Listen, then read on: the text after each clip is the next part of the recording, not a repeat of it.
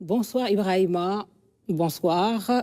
Le chef de l'État, son Excellence, M. Bassirou Diomaye Diakhar Faye, a présidé ce jeudi 2 mai 2024 la réunion hebdomadaire du Conseil des ministres au Palais de la République. À l'entame de sa communication, le président de la République a adressé à nouveau ses condoléances les plus attristées aux familles des victimes du dramatique accident de la route survenu le jeudi 25 avril 2024 sur l'axe Koungheul-Koumpentoum au village de Yamong. Il a souhaité un prompt rétablissement aux blessés qui bénéficient déjà de la prise en charge de l'État. Le chef de l'État a fait part au Conseil de sa vive préoccupation face à la recrudescence des accidents de la route depuis plusieurs semaines. Le président de la République a demandé au ministre en charge des transports terrestres, de la gendarmerie et de la police nationale de proposer, sous la supervision du Premier ministre, un plan d'urgence, de prévention et de sécurité routière qui sera exécuté dans toute sa rigueur et dans les meilleurs délais. Le chef de l'État a en outre instruit le ministre en charge des transports terrestres de procéder à l'évaluation des actions de l'Agence nationale de sécurité routière ANASER et à l'ajustement de ses interventions en termes de sensibilisation et d'accompagnement des acteurs des transports publics, notamment les chauffeurs. À cet effet, il a noté la nécessité pour l'État de consolider le partenariat avec les acteurs et les syndicats de transport pour intensifier le dit processus et sa généralisation. Dans le même élan, le président de la République a demandé une évaluation rapide du système de gestion des sociétés publiques de transport, notamment de la société Dakar Demdik, dont l'audit des activités, des parcs de bus, des ressources humaines, du modèle économique et de la gouvernance globale s'érige en priorité pour consolider le développement du secteur. Il a de plus invité le ministre des Transports terrestres à faire le point sur le lancement effectif des activités du bus rapide transit BRT et ses modalités d'exploitation et de gestion. D'ailleurs, le chef de l'État a demandé au Premier ministre et au ministre en charge des transports terrestres de préparer la tenue, avant fin juillet 2024, des états généraux des transports publics pour asseoir les consensus indispensables à la transformation rapide et intégrale du transport public. Évoquant la célébration de la fête du travail, le président de la République est revenu sur la cérémonie de remise des cahiers de doléances syndicales des centrales des travailleurs pour l'année 2024, tenue le 1er mai au Palais de la République. Après avoir salué l'engagement consensuel pour un pacte de stabilité sociale durable, afin de soutenir la transformation systémique du Sénégal, le président de la République a félicité l'ensemble des travailleurs pour leur contribution remarquable à l'œuvre de construction nationale. Le président de la République a ainsi demandé au gouvernement de prendre en charge sans délai les différentes doléances sectorielles des centrales syndicales et de produire un rapport trimestriel de suivi de la prise en charge des requêtes. Ce document collégial sera présenté en Conseil des ministres par le ministre du Travail, de l'Emploi et des Relations avec les institutions. Le président de la République a en outre signalé la nécessité de renforcer le dialogue social permanent dans la fonction publique avec une évaluation concertée de l'état des engagements du gouvernement dans le cadre d'accords signés avec les différents secteurs de l'administration. Le chef de l'État a demandé au Premier ministre de veiller à la consolidation du dialogue tripartite État, patronat, centrale syndicale pour assurer la stabilité sociale et la signature prochaine d'un pacte social consensuel et durable, indispensable à la mise en œuvre optimale du programme de transformation systémique du Sénégal. Le chef de l'État a aussi demandé au ministre de la Famille et des Solidarités de procéder à la revue systématique des programmes et projets sociaux en vue d'accélérer, sous la coordination du Premier ministre, leur actualisation et leur redéploiement sectoriel et territoriale dans une dynamique de consolidation soutenue de la justice sociale. Dans cette perspective, le président de la République a indiqué l'urgence d'une actualisation du registre national unique RNU avant le 30 juin 2024 et de revoir les critères d'éligibilité et les listes des bénéficiaires des bourses de sécurité familiale. Le chef de l'État a invité le gouvernement à instaurer une journée de solidarité nationale pour conforter le projet d'un Sénégal juste et prospère dans la solidarité. Le président de la République a informé le Conseil qu'il participera le vendredi 3 mai 2024 avec une forte délégation à la 83e édition du Dakar annuel de Médina Gounass.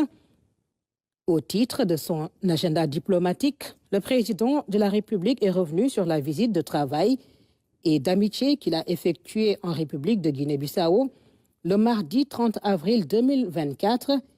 Il a remercié le président Umaro Sissoco Embalo pour l'accueil exceptionnel et l'hospitalité remarquable qui lui a été réservée. Enfin, le chef de l'État a annoncé au Conseil sa participation au sommet de l'Organisation de la coopération islamique OCI qui se tiendra les 4 et 5 mai 2024 à Banjul, en République sœur de Gambie.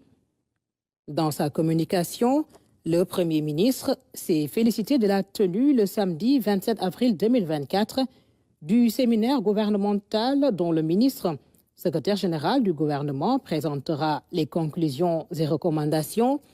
Le Premier ministre a ensuite abordé les priorités autour desquelles il compte mobiliser l'action gouvernementale au cours des prochaines semaines. Il s'agit tout d'abord de la proposition de mesures concrètes d'atténuation de la vie chère, d'un meilleur ciblage des subventions des produits de première nécessité et des produits pétroliers ainsi que de la réduction du train de vie de l'État. Les actions prioritaires porteront également sur les réformes fiscales en vue d'une plus grande équité et de transparence sur la réforme du système de rémunération dans la fonction publique pour le rendre plus cohérent, juste et équitable en tenant compte de la soutenabilité budgétaire. Enfin, les mesures prioritaires de la feuille de route du gouvernement seront également focalisées sur la campagne de production agricole 2024, le programme 100 000 logements et la promotion du financement des PME-PMI. L'ensemble de ces mesures devront permettre de préparer le terrain à la convocation d'un dialogue social en vue d'aboutir à un pacte fort pour une stabilité sociale durable.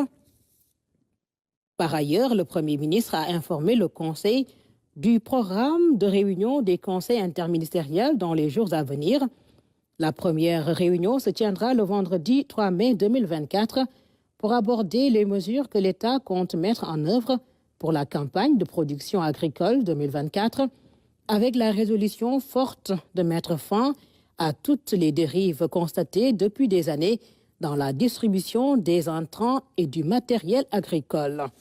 Enfin, le Premier ministre a rendu compte au Conseil des audiences qu'il a accordées au président de la commission de l'UEMOA et du chef de la mission des services techniques du Fonds monétaire international, séjournant actuellement à Dakar. Il est ressorti des échanges avec la mission technique du FMI, une appréciation satisfaisante relativement au fort engagement des nouvelles autorités pour une meilleure gouvernance économique et sociale. La mission a également relevé la similitude du programme gouvernemental avec le programme signé avec le FMI. Au titre de la communication des ministres, le ministre des Infrastructures et des Transports terrestres et aériens a fait une communication sur les projets prioritaires dans les domaines routiers, ferroviaires et aériens, ainsi que sur la gestion autoroutière et la sécurité routière. Le ministre de l'Agriculture, de la Souveraineté alimentaire et de l'Élevage a fait une communication sur le suivi de la campagne de commercialisation arachidière 2023-2024, la préparation de la campagne agricole 2024-2025 et le suivi des exportations des produits horticoles. Le ministre, secrétaire général du gouvernement, a fait une communication sur les conclusions et recommandations du séminaire gouvernemental. Communiqué du Conseil des ministres fait à Dakar le 2 mai 2024. Et au titre des mesures individuelles, le président de la République a pris les décisions suivantes. Monsieur Babacar Ning, ingénieur en finance et stratégie, précédemment directeur général adjoint du Fonds souverain d'investissement stratégique Fonds 6, est nommé directeur général du Fonds souverain d'investissement stratégique Fonds 6 en remplacement de M. Abdoulaye Diouf Sarr. M.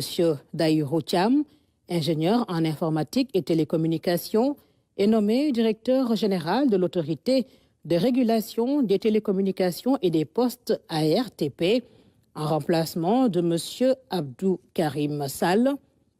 M. Hassan Beng, titulaire d'un Master 2 en administration des affaires, est nommé directeur général de la société Dakar Demdik en remplacement de M. Ousmane Silla. M. Nene Mbouch, maître de conférence titulaire à l'université Cheikh Anta Diop de Dakar, est nommé directeur du Centre des œuvres universitaires de Dakar COUD en remplacement de M. Maguette Sen. M. Ngagne Demba Touré, titulaire d'un Master 2 en droit et gouvernance des énergies et des mines, est nommé directeur général de la Société des mines du Sénégal, SOMISEN, en remplacement de M. Ousmane Sissé. Madame Aminata Sarr, docteur en lettres et sciences humaines, est nommée directeur général de la Société anonyme Télédiffusion du Sénégal, TDS SA, en remplacement de Madame Nafissatou Diouf. Madame Daï Rokhaya Thiam, titulaire d'un Master 2 en droit international, est nommée directeur général du Conseil sénégalais des chargeurs COSEC, en remplacement de M. Abdoulaye Diop. M.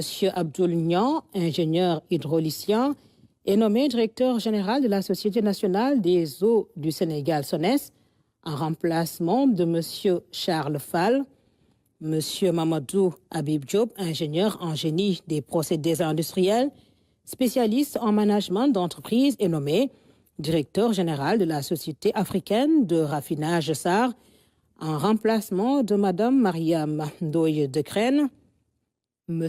Ibrahima Ba, ingénieur électromécanicien, est nommé directeur général de la Société nationale des chemins de fer du Sénégal, CFS, en remplacement de M. El Hadji Malik Ndoye.